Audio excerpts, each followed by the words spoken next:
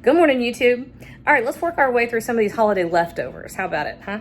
All right, this one is a classic. We're making deviled ham, just like my mother used to make when I was in elementary school, little sandwiches with the crust cut off. But this stuff is so good, you can sit and eat it with a spoon. Ugh, delicious. All right, let's cook, y'all. We got a family to feed.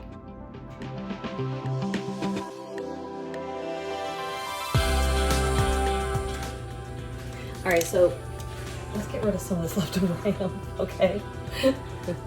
I'm always okay with leftovers, but on occasion you get one that you're like, this is never gonna end. And in this case, it's ham. I don't know why we decided we had to have 19 hams, but anyway, we ended up with a lot of ham at Thanksgiving. So one of the things I'm gonna do is I'm gonna make some deviled ham, which is kind of a throwback to my childhood. I remember this stuff when I was little. Loved it when I was little. I don't think I've had it more than a handful of times in the past 40 years. So, all right, so here's what we're doing. 2 ounces of cream cheese, about 1/3 of a cup of mayonnaise, and a good 2 teaspoons of Dijon mustard. And we're gonna throw these in here. And that's gonna get whizzed together just to combine it. But we're also gonna add a couple other things. So I've got about 1/4 of a cup of minced or diced red onion. It's one of those things that's great to go through and pick out all your leftover little bits and pieces for cooking the other day. All right, so about a teaspoon of Worcestershire sauce, about a teaspoon of garlic powder, about a teaspoon and a half of black pepper. Now, when you're doing this, there's no way of knowing how salty your ham is gonna be. You know, different manufacturers use different levels of salt when they're processing the hams, and then of course whatever you do to it when you cook it. This one was smoked. This is why it's so dark. This one was smoked, so it's already got a lot of rich, deep flavor in there. So you notice I'm not adding salt, but I am going to process this part until it's nice and smooth.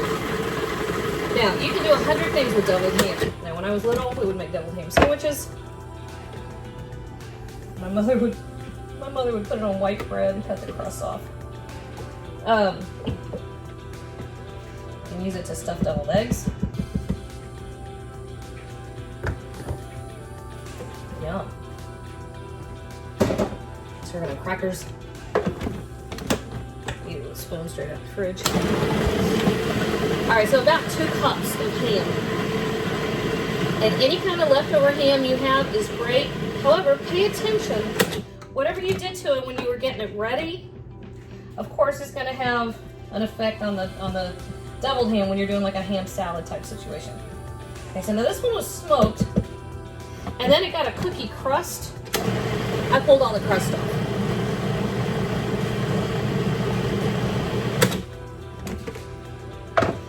I don't think it can get any faster than that. Ta-da! Let's take a taste.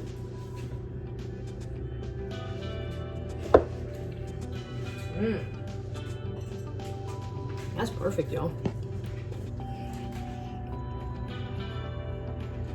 Man, that needs a sandwich and a beer. Maybe a green onion.